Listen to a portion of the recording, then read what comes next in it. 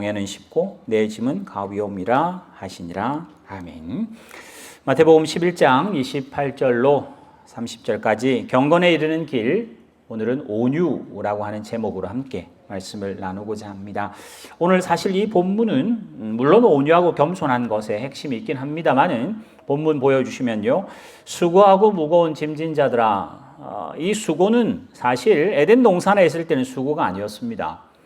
하나님이 아담에게 일을 시키고 한 것은 부려먹으려고 한 거 아니고 하나님이 만드신 모든 우주 만물의 영장으로, 주인으로 내 대신해서 위임하셔서 이름도 짓게 하고 관리도 하게 하고 더 풍성하게 만들도록, 그리고 또 생육하고 번성하도록 하나님이 위임하셨기 때문에 하나님의 권세를 누릴 만한 그게 에덴 동산에서 일이었습니다. 근데 막상 타락을 하니까 그게 결지에 그냥 수고가 되고 노동이 되어버렸습니다. 그래서 하나님께서 벌을 내리시면서 아담에게 땀 흘리고 수고하고 했어야 땅이 열매를 줄 거다. 그래서 우리에게는 노동이 되어버린 일들, 그래서 수고한 일들입니다. 무거운 짐이라고 하는 것도 마찬가지입니다. 여러분이 생각하실 때 경제적으로 소위 말하는 대박이 났다 합시다. 수고 안 할까요? 경제적으로 로또가 대박이 나서 그런 무거운 짐을 다 벗을까요? 그 수고와 그 무거운 짐은 아닙니다. 말했던 대로 타락 이후에 에덴 동산을 벗어나서 하는 모든 일들은 우리에게 수고입니다. 그 다음에 또 무거운 짐은요, 하나님께서 우리에게 짐을 주셨는데 그게 율법입니다. 하나님 우리에게 양심도 주셨고 뭐 틀어지긴 했으나, 또 그리고 이 무거운 짐은 죄 때문에 우리에게는 사망의 짐이 또 있습니다. 어느 누구도 이 짐은 피해갈 수 없습니다. 그래서 수고하고 무거운 짐을 다 벗어라고 말하지 않고요, 질 수 있도록, 이 짐이 가벼워지도록, 이 짐을 어떻게 하면 잘 질 건지 배우라고 예수님께서 우리에게 초대합니다. 그래서 수고하고 무거운 짐진 자, 모든 세상 사람일 거고요, 그들은 예수님께 가서 쉼을 얻게 됩니다. 우리가 이걸 너무 쉽게, 또 아니면 너무 이렇게 장밋빛으로 생각해서 수고하고 무거운 짐진 자들 다 내게로 오라, 내가 수고도 안 하게 해주고 짐도 벗겨준다고 말하지 않고요, 29절에 보시면 나는 마음이 온유하고 겸손하니, 이제 이게 일단 오늘 보고자 하는 핵심이고요, 나의 멍에를 메고 짐을 내려놓으라가 아니라 배우라고 합니다. 그래서 이 본문은 사실 짐을 지되 어떤 마음으로 짐을 져야 될지, 짐을 지되 어떤 방법으로 짐을 져야 할지를 잘 가르쳐 줍니다. 그래서 늘 이 본문에 제가 예를 들었던 것처럼 군장을 30kg를 져도 똑같은 30kg를 들어도 무거운 게 위로 가고 가벼운 게 아래에 있으면 훨씬 군장의 30kg가 가볍게 느껴집니다. 근데 무거운 게 밑으로 가고 가벼운 게 위로 가면 뒤집어집니다. 걸을 때마다 기둥거리고 힘들어집니다. 똑같은 30kg인데 달라요. 똑같은 죄인으로서 수고하고 무거운 짐을 평생 살아가지만은 예수님께 간 사람과 예수님 안에 있는 사람과 예수님 밖에 있는 사람은 그들의 수고와 무거운 짐이 체감이 다르게 느껴질 겁니다. 그러면서 내게 배우라, 짐지는 방법을 배워라. 그러면 짐은 가벼워지지 않는 것 같지만은 마음이 쉼을 얻는답니다. 그 멍에는 쉽지는 않은데 마음이 바뀌면, 짐을 지는 태도가 바뀌면 그 멍에도 쉽고 짐도 가벼워진다 합니다. 이런 맥락으로 이 본문을 사실은 우리에게 요구했고요. 그 바로 앞에 25절에 보면 똑똑하고 안다, 세상의 진리를 안다고 덤벼드는 사람은 모르고 오히려 어린아이 같이 모릅니다. 그러면 세상은 하나님께서 지혜도 주시고 인도해 주신다. 그게 같은 맥락입니다. 그래서 오늘 저는 이제 그걸 설교를 하는 건 아닌데, 29절에 보시면 예수님이 스스로 온유하다, 예수님이 스스로 겸손하다 하셨습니다. 그 예수님이 온유하고 겸손하기 때문에 우리도 하나님이 거룩한 것처럼 우리도 거룩해야 되는 것처럼 예수님이 온유하시니 우리도 온유해야 합니다. 오늘 유초등부와 중고등부가 공과 공부를 같은 과를 하는데 오순절 사건을 할 겁니다. 지금 이제 막 설교들 하시고 뭐 할 텐데, 사실 뭐 우리나라 교회가 다 틀렸다는 말은 절대 아닙니다만은 오순절 날 성령 강림을 너무 드라마틱하게 하고요, 또 그 성령이 오시면 마음이 바뀌고 사람이 바뀌고 불이 임하니까 불이 타는 그런 드라마틱한 것을 많이 상상합니다만은 막상 그 핵심은 사도행전 1장 4절과 5절에 몇 날이 못 되어서 예루살렘에 기다린 너에게 성령이 올 거다 라고 하신 약속이 2장에 임합니다. 1장 창세기 1장 1절에 하나님이 태초에 천지를 창조하시는 걸로 하나님이 등장하시면서 창조하시고 만드시고 계획하신 거 그대로 되시며 섭리하시는 게 구약이었다면 마태복음 1장에는 예수님이 등장하셔서 33년 동안 예수님이 다스리시며 예수님이 사역하시는 일이었다면 사도행전부터는 예수님이 가시고 난 다음에 보혜사 성령을 보내시는데 사도행전 2장 그 시간부터는 성령이 함께 하십니다. 그럼 성령이 오시면 처음처럼 계속 그런 일이 벌어질까? 그건 아니고 창세기 1장에 하나님이 태초에 천지를 창조하시면 하나님이 나타날 때마다 천지를 창조하는 거 아닌 것처럼 성령이 나타나시면 무슨 일이 난다가 아니라 성령이 함께 하시면 그것은 약속의 성취이고 그 성령은 말씀을 기록하게 하셨고 말씀을 기억나게 하시고 그 말씀에 쪼개지게 하시고 회개하게 하고 나에게 적용하게 하고 또 나를 위해서 말할 수 없는 탄식으로 기도해 주셔서 도우시는 그 사역을 평생 한다. 누구에게든 한다. 어느 나라든지 예수님이 계실 때는 예루살렘만 계셨잖아요. 근데 그게 아니라 어디든지 이제 시대부터는 만인이 제사장이다. 누구든지 하나님께 올 수 있다. 하나님이 늘 동행하신다는 성령의 시대를 물꼬를 트는 게 성령의 시대라. 오순절 사건의 첫 출발이다. 돼야 되는데 우리는 우리 아버지 세대와 할아버지 세대의 한국 교회가 부흥을 체험하다 보니까 예수 믿는 표시를 뭘로 나타내느냐? 마음의 확신, 기쁨, 즐거움, 충만함, 능력 이런 것들로 우리는 대부분 예수 믿는 표지를 삼습니다. 근데 막상 우리가 예수를 믿다 보면 기쁨보다는 기쁨이 있긴 했는데 슬픔이 훨씬 더 많을 때가 많습니다. 내 마음의 확신보다는 긴가민가 싶을 때가 훨씬 더 우리를 괴롭게 합니다. 내 양심과 진리에 떳떳하기보다는 그거를 알긴 아는데 그렇게 못해서 더 양심의 가책을 느끼며 다윗처럼 눈물 흘리는 것이 훨씬 더 많습니다. 그래서 우리의 생각을 조금 바꿔야 될 게 뭐냐면 여러분이 10년을 믿든 30년 평생을 믿을 때 예수 믿는다는 표시를 뭘로 할 건가? 예수 믿을 때 저는 아멘을 크게 하고 할렐루야를 크게 하는 것들로가 아니라 우리가 교회에서 예배 드리는 것도 하나님의 백성의 표지이긴 하지만은 오늘 본문에 보시면 예수님이 온유하니 우리가 예수 믿는 표시를 뭘로 낼 거냐? 여러분이 예수님처럼 온유해 주셔야 됩니다.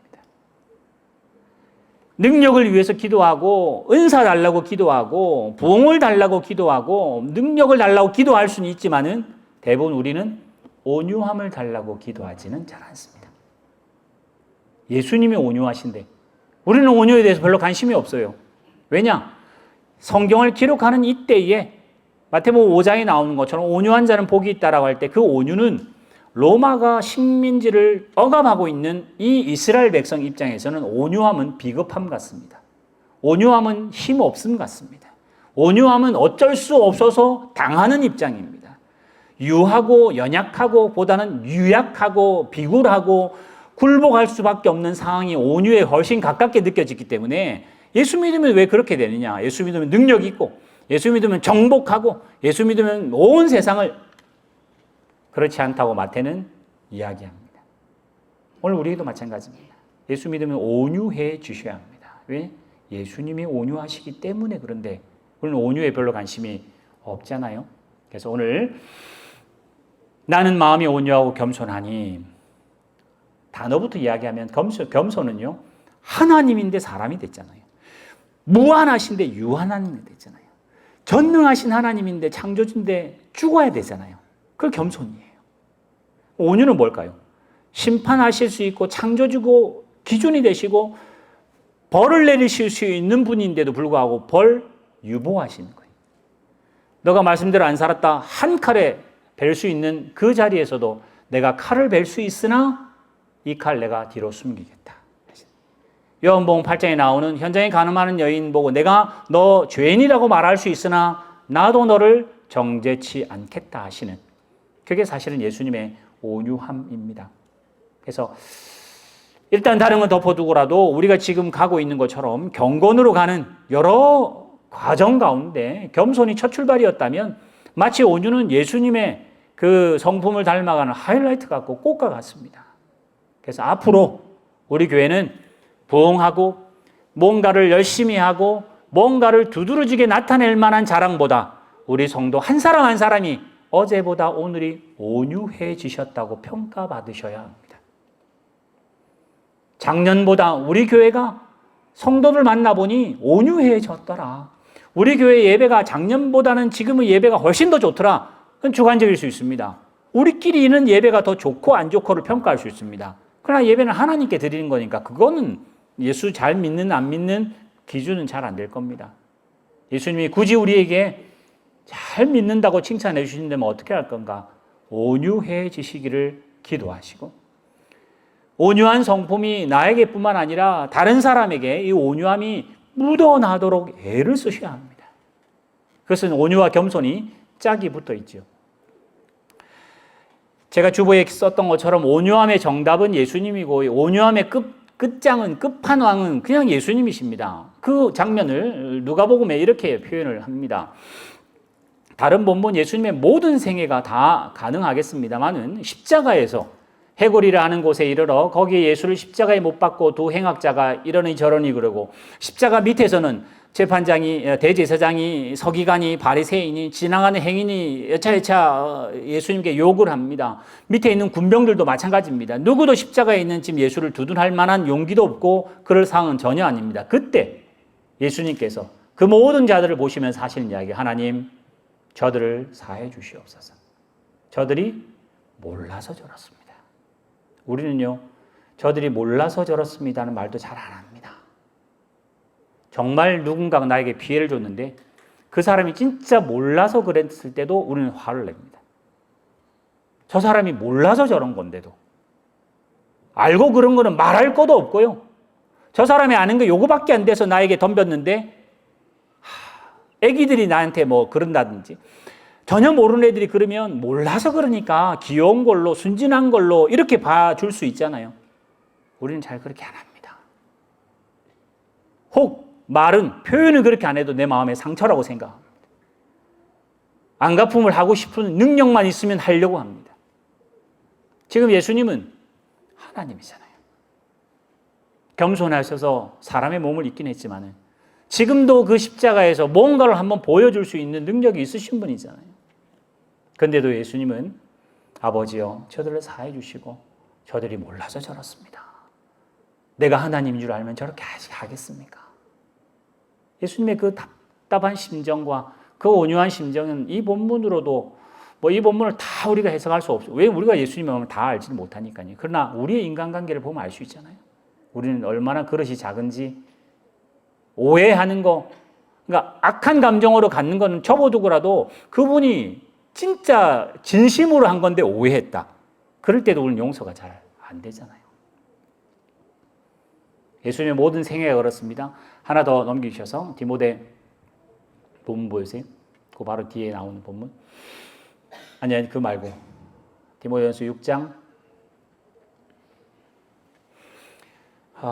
바울이 예수님에게 예를 든 겁니다. 오직 너희 하나님의 사람아 이것들을 피하고 이것들은 저 위에입니다. 돈을 사랑하는 일만하게 뿌리가 되는 것들이고 분쟁하고 나누고 앞에 9절까지 나오는 모든 악한 것들은 피하라. 그러면서 12절에 선한 싸움을 싸우라. 그래서 선한 싸움은 뭐냐?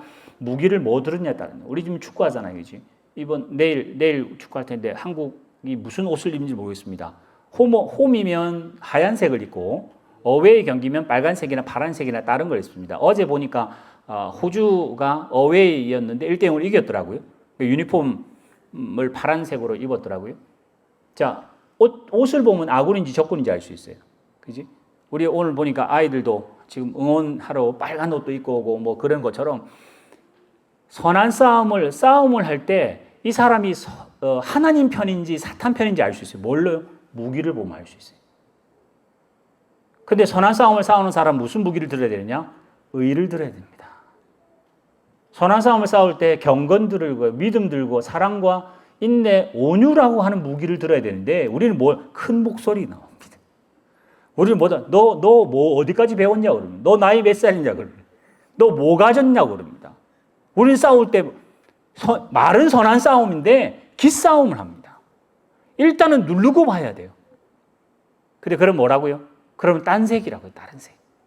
그런 말은 선한 싸움이고 말은 교회를 위해 싸우고 말은 예수님 위해서 싸우고 주님 위해 싸운다 하는데 결국은 지 싸움하는 거예요. 오늘 여기 말하는 것처럼 바울은 믿음의 선한 싸움은 뭘로 싸워야 되냐? 무기가 하나님 거여야 됩니다. 그 중에 하나가 온유입니다. 그러면서 뭐라고 그러냐? 좋다, 이제 싸움을 하자.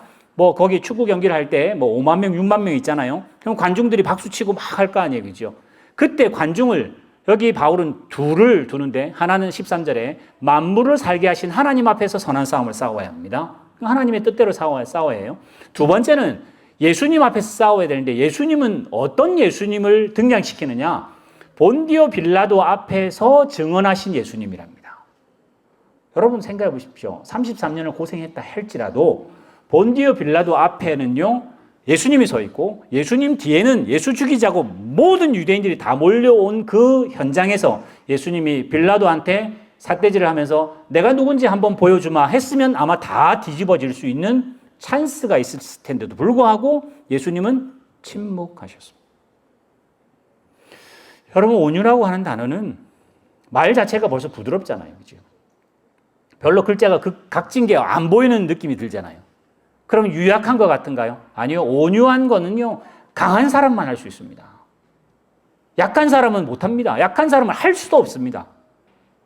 베푸는 거는요. 관용을 베푸는 거나 이런 거는 있는 사람이 할 수 있습니다. 아니 아무것도 없는데 뭘 베풀어요? 할 능력이 없는데 뭘 어떻게 온유할 수 있습니까? 넉넉해야 온유할 수 있습니다. 오늘 여기 나오는 예수님이 그렇습니다. 본디오 빌라도 앞에서 한판 보여줄 수도 있었었고요. 본디오 빌라도에게 코를 납작하게 할 수도 있었을 겁니다. 근데도 불구하고 아무 말씀 안 하신 이유는 예수가 죽어야 내가 죽어야 이 사람들이 살기 때문이에요. 그게 하나님의 뜻이었기 때문에 예수님은 그렇게 할 수밖에 없는 순종을 했을 뿐만 아니라 예수님 스스로가 우리를 사랑하셨기 때문에 내가 죽어야 너가 산다. 그래서 사실 아까 말씀 처음 드린 것처럼 예수는 완전한 모범이기 때문에 다 따라갈 수는 없습니다. 그러나 목표는 돼야 되겠죠. 예수님의 이 온유함을 닮아가야 합니다. 이제 바울이 구약에서는 모세가 온유에 승한 사람이고요. 신약에서는 바울이 가장 온유한 사람입니다. 뭐 가장 많은 장면을 차지하니까 그렇죠. 자, 바울이 로마서를 쓰면서 이렇게 말합니다. 로마서 보여주시고요. 1장부터 11장까지는 이제 신약적인 이야기입니다. 내가 로마를 안 가봤다. 로마를 내가 안 가봤는데 로마에 가면 스페인에 가고 싶다. 그때 그 서문하고 돼 있어요. 그 스페인을 내가 가려고 하는데 너희 교회가 베이스가 좀 되어다오. 이제 그 말을 하면서 너가 믿는 하나님과 내가 믿는 하나님은 동등한 하나님이라는 것을 로마서 1장부터 11장까지 쭉 설명을 합니다. 그리고 12장부터 이제 이 믿음 가진 너희들은 그렇게 살아라. 그래서 세상을 본받지 말고 너희의 몸을 거룩한 산제사로 드리라 하면서 쭉 나올 때 식민지이기 때문에 어쩔 수 없는 그 억울함 참으라. 너희를 압제하는 그 권세 있는 사람들은 다 로마 사람일 텐데 참아라. 어쨌든지 너희는 할 수만 있거든 원수와 한 마음이 되라. 선으로 악을 이겨라. 뭐 이런 권면을 많이 합니다. 그러면서 15장 이 본문을 이야기해요. 한번 읽어봅시다. 1, 2절만 읽겠습니다. 시작. 믿음이 강한 우리는 마땅히 믿음이 약한 자의 약점을 담당하고 자기를 기쁘게 하지 아니할 것이라. 우리 각 사람이 이웃을 기쁘게 하되 선을 이루고 덕을 세우도록 할지니라. 잘 보세요. 믿음이 강한 너희들은 잘났다가 아니에요. 믿음이 강한 우리들은 믿음을 증명해라. 뭘로 증명하느냐? 용감한 거, 확신건, 내 몸을 던지는 거? 아니요. 믿음이 강한 그 증명은 믿음이 약한 자를 돌보는 거라 합니다. 여러분 믿음이 조금 더 오래되셨나요? 믿음이 다른 사람보다 조금 더 낫다고 스스로 평가하십니까? 그러면 나보다 믿음이 없어 보이는 사람을 배려하셔야 합니다. 여러분 성경을 조금 더 아시나요? 성경 모르는 사람 몰라서 저렇기 때문에 그분을 중심으로 가셔야 합니다. 여러분이 조금 더 똑똑하신가요? 여러분의 똑똑함이 나보다 똑똑하지 못한 사람과의 구분이 되면 아까 제가 온유한 사람은 강해야만 온유하다고 그랬는데 강한 종류는 두 개 있습니다. 잘났습니다. 진짜 잘났어요. 근데 그 잘남이 다른 사람보다 비교해서 잘나면 그건 교만입니다. 뭐 다르게 생각할 필요도 없습니다. 다른 사람보다 잘 사나요? 내가 잘 산다는 게 다른 사람보다 상대적으로 부유해지면 그는 교만으로, 그걸 딱 뒤집으면 잘났고 잘 사는데 건강한데 그는 교만으로 갑니다. 그런데 교만이 아닌 방법이 하나 있습니다. 나의 건강함이 건강하지 못한 사람을 돕습니까? 그러면 온유해지는 겁니다. 나의 똑똑함이 나보다 똑똑하지 못한 사람을 섬길 자세가 되면 그 똑똑함은 하나님의 은사로 온유한 성품이 되십니다. 여러분이 신앙생활 하시면서 우리 가정에다 비유해 봅시다. 우리 집에도 제가 제일 똑똑합니다. 왜 제가 제일 똑똑하냐? 저의 제일 똑똑함을 우리 아이들이 누리는 거 아니에요. 그게 아빠가 진짜 똑똑한 겁니다. 아빠는 정말 똑똑하고 잘났어. 그리고는 아이들과 비교해서 더 낫고, 아이들하고 비교해서, 아내하고 비교해서 남편이 더 잘하고, 그렇게 되면 그러면 교만입니다. 그 똑똑함으로 똑똑하지 못한 그분들의 불편함과 그 힘듦을 섬길 수 있도록. 왜냐? 똑똑하니까. 아니까. 강하니까. 강하지 않은 사람을 자기가 강하지 못한데도 불구하고 강함을 누리는 게 은혜입니다. 하나님이 왜 우리를 교회로 부르시고 성도로 불렀을까요? 세상에 왜 빛과 소금이 되라고 하셨을까요? 잘나라고? 다른 사람 비교하라고? 아니요. 바울이 늘 그러잖아요. 자기가 죄인 중에 개수라고 그러잖아요. 근데도 하나님이 나를 알게 하셨으니 모르는 자, 이게 나에게 빛이다. 내가 하나님께 빚졌으니 나도 다른 사람에게 거저 주겠다고 바울이 늘 이야기하는 게 온유함입니다. 아까 말씀드린 것처럼 본문 다시 보세요. 믿음이 강한 여러분, 믿음이 강한 누구누구는 믿음이 연약한 사람을 담당하셔야 합니다.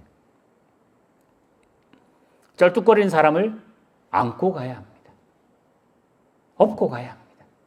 이 본문하고 나중에 주보에 있으니까 찾아보세요. 갈라디아서 6장 1절도 그렇습니다. 신령한 너희는. 신령함은 뭔가가 목소리도 거늠하고 매일 기도만 하고 살고 이렇게 해서 자기가 잘났던 거 말할까요? 그러면 바리새인입니다. 진짜 그 사람은 잘 살았습니다. 진짜 하나님 말씀을 율법적으로나 모든 면에서 잘했습니다. 근데 그 잘함이 어떻게 됐다고요? 결국은 잘났다는 걸로 가고 그 잘남에 태클을 거는 예수님을 죽일 수밖에 없는 걸로 가면 바리새인과 서기관이 됩니다. 그 사람이 잘못해서가 아니라 그 잘남을 교만이 됐기 때문입니다. 하나님 여러분 은혜 주셨나요? 그래서 건강하신가요? 하나님을 먼저 믿어서 조금 믿음이 더 강해지셨나요? 담당하셔야 합니다.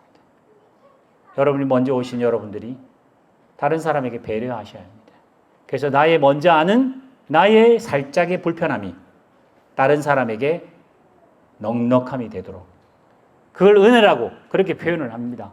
그래서 오늘 여기 나오는 믿음이 강한 우리가 마땅히 믿음이 연약한 사람을 담당하며 자기를 기쁘게 하지 아니하고입니다. 여러분 더 많이 가지면 기쁘잖아요. 우리는 똑똑해지면 기쁘잖아요. 근데 오늘 이 본문을 잘 보시면 우리 각 사람이 이웃을 기쁘게 하되 선을 이루고 덕을 세우라 그랬어요. 이게 드라마틱하게 똑같은 게 뭐냐면 물론 같은 저자니까 그러겠습니다만 사랑은 오래 참고 사랑은 자기 유익을 굳지 않고 사랑은 자기를 기쁘게 만드는 게 아니라 남을 기쁘게 여기고 사랑은 남에게 섬기고 사랑은 자기 유익이 아니라 다른 사람의 유익을 구하는 게 사랑이라고 정의를 내렸던 이 바울이 오늘 우리에게 똑같이 말합니다. 이게 사랑이며 이게 온유고 이게 겸손이다. 그래서 온유 따로 겸손 따로 사랑 따로는 과목이 아닙니다. 이건 하나입니다. 사랑이라는 그 기초 위에 이런 모습이 나타날 때는 온유로 나타나고 사랑의 모습이 이렇게 나타날 때는 겸손으로 나타나고 하는 모습입니다. 그래서 예수님도 3절에 읽었던 3절 보시면 이렇게 1, 2절 말해놓고 증거를 대며 우리가 따라야 할 이유를 대죠. 예수님도 자기를 기쁘시게 안 했답니다. 하나님이신데 스스로 있는 분인데 모든 공중권세 다 가지신 분인데 자기를 기쁘게 자기가 할 수 있는 능력이 있으신 분인데도 불구하고 예수님께서도 자기를 기쁘게 하지 아니했고 자기를 비방하는 자들에게 한 방 쏘고 싶은데 능력이 없어서 못하는 분이 아님에도 불구하고 참으셨다. 하물며, 뒤에 굳이 쓴다면 하물며 우리는 어떻게 했느냐. 더 온유하기를 힘쓰자. 믿음의 강함을 뭘로 나타낼까? 더 많은 온유를 할 수 있도록. 여러분이 비싼 식사를 하는 거, 가족들과 함께 비싼 밥을 먹는 게 부자가 아니라 더 많은 사람을 먹일 수 있는 사람이 부자다. 나 혼자 높은 고지를 찍는 사람이 믿음이 좋은 사람이 아니라 더 많은 사람에게 믿음의 은혜가 베풀어지는 사람이 훨씬 더 믿음의 높은 사람이다. 신앙을 잘하고 있는 사람이 야, 저분은 대단해.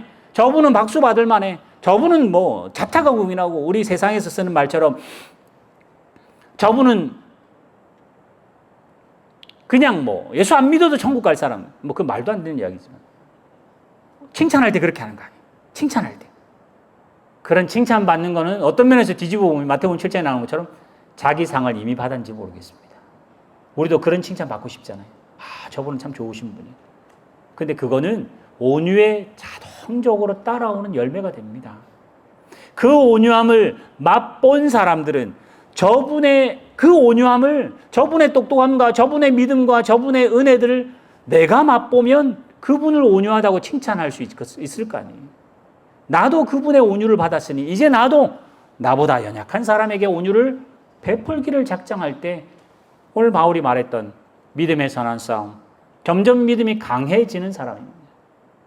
자, 그 뒤에 보면 디모데전서 6죠. 그 다음에 바울이 이렇게 이야기합니다. 나를 능하게 하신 예수 그리스도에게 감사한다. 나를 충성되이 여겨서 내게 직분 주셨다 그랬거든요. 바울은 여러분이 아시는 것처럼 이름이 바뀌었습니다. 본래는 사울이었습니다. 사울은 날 때부터 대단한 사람이었습니다. 사울은 히브리 사람이고 사울은 그 베냐민 지파였습니다. 학벌로도 최고의 학벌이었습니다. 또 그 사람은 로마 시민, 나면서부터 로마 시민으로서 외국에 태어나서 지금으로 말하면 영어도 네이티브처럼 하고 또 히브리 말도 네이티브처럼 하고 모든 학문적인 거 다 할 수 있고 학벌도 좋아, 가문도 좋아, 모든 게 좋아. 그런데 이름은 사울이었어요. 그 사울이 뭐냐? 잘난 놈이었어요. 큰 자라는 말입니다. 큰 자.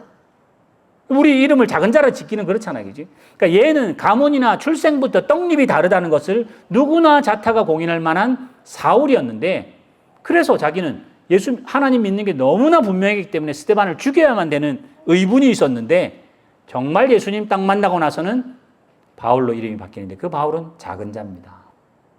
이름이 작은 자입니다. 자기는 13절에 보세요. 비방자였고 박해자였고 폭행자였고 자기 모든 잘남이 사실은 하나님하고는 멀리 있는 죄인이었는데 예수님께서 은혜를 주셔서, 넘겨주세요. 은혜를 주셔서 모든 사람이 받을 만한 건데 왜 내가 충성되이 여겨지고 사도가 됐느냐? 16절 제일 마지막. 하나님께서 먼저 오래 참아주셔서 내가 사도됐다.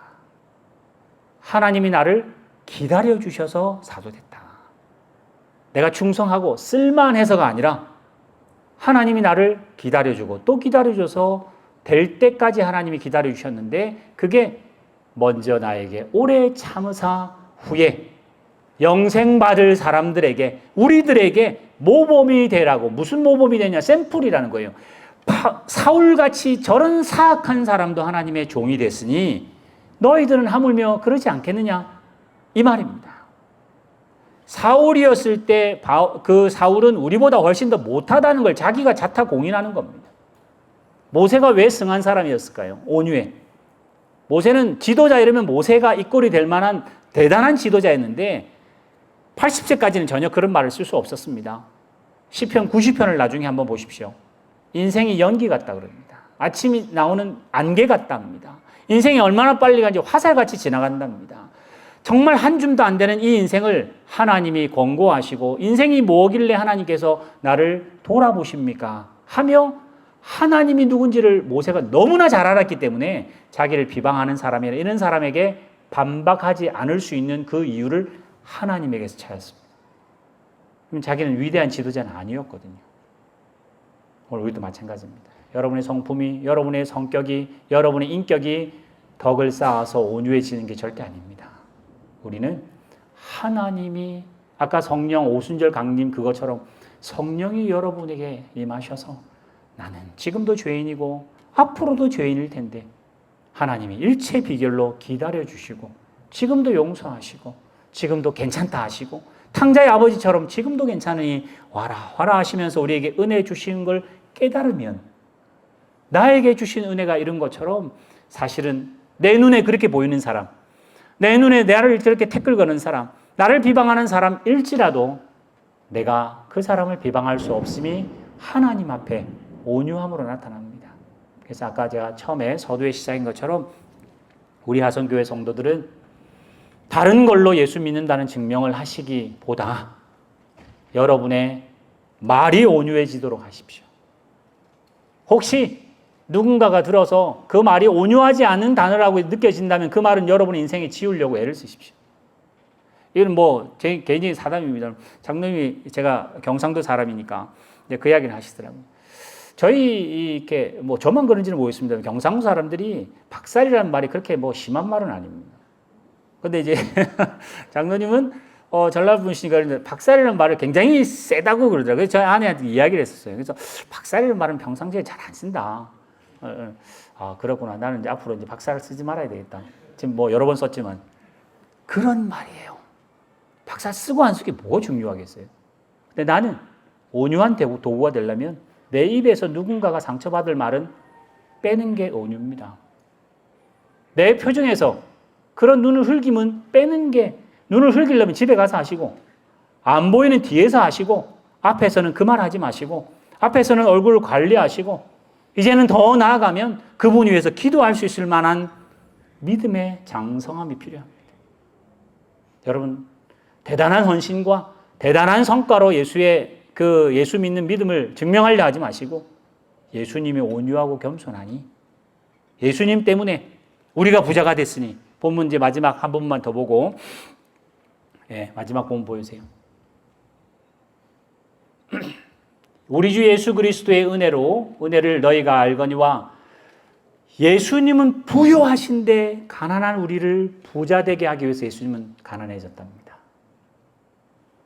예수님은 무한하신 분이고 영생의 분인데 유한하고 죽을 우리를 살리기 위해서 본인이 죽었답니다. 우리는 남을 부유하기 위해서 가난해질 여력이 없습니다.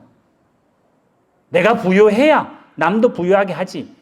내가 가난해지면서 이 사람은 부유하게 그게 무슨 일이냐고 우리는 보통 그렇게 말합니다. 근데 예수님은 그래요. 우리를 부유하기 위해서 자기 가난해졌답니다. 우리를 살리기 위해서 예수님은 죽었답니다. 이게 기독교입니다. 이게 우리의 신앙의 표입니다. 오늘 우리 하성교회 성도들이 온유함으로 목표 삼으시고 예수 그리스도의 온유함까지 날마다 여러분의 언행심사가 여러분 교회에서 온유함뿐만 아니라 가정에서도 여러분의 세상 가운데서도 온유함의 표제가 되시고 온유함을 또 승리해 내시는 우리는 안 되겠죠. 성령이 하실 겁니다. 성령이 생각나게 할 겁니다. 넘어지고 자빠졌을 때 내가 온유했어야 되는데 세상 사람은요 집에 들어가면 내가 그때 이거 못 쏘아줘서 분이 나는 거죠. 내가 더 큰 소리를 하고 내가 더 악한 말을 해서 저 사람을 상처를 확 줬어야 되는데 그게 분한 거죠. 그러나 예수 믿는 사람은 내가 왜 그 말 했을까? 내가 그때 좀 참을 걸. 내가 그때 그 표정하지 말 걸. 그때 내가 그 말을 내가 닫았으면 훨씬 더 좋았을 텐데 그 안타까움이 예수 믿는 사람의 표지입니다. 그거 한번 상처 본인의 마음으로 회개하시고 다음에 그런 상황이 오면 하지 않으려고 애를 쓰셔야 합니다. 예수의 온유함과 겸손함이 우리 하성교회의 목표가 되셔서 여러분 또 한 주간만큼 온유한 자 되시기를 주님의 이름으로 축원합니다. 기도하겠습니다.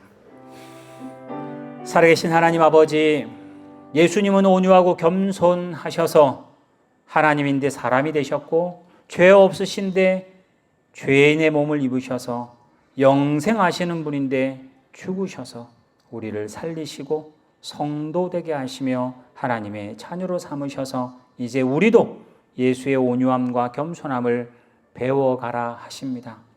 그 온유함을 가질 때, 그 겸손함을 가질 때 우리의 짐이 가벼워지고 우리의 수고는 땀을 흘리는 수고지만은 그 수고가 기쁨이 되고 그 헌신이 감사가 되는 우리 하성교회 성도를 되게 하여 주시옵소서. 예수를 닮아갈 수 있도록 성령이 도우시고 세상과 삶의 현장에서 온유로 꽃을 피우며 온유로 예수의 향기를 나타내는 저희를 되게 하여 주실 줄 믿사오며 이 모든 말씀 예수님의 이름으로 축복하며 기도하옵나이다. 아멘.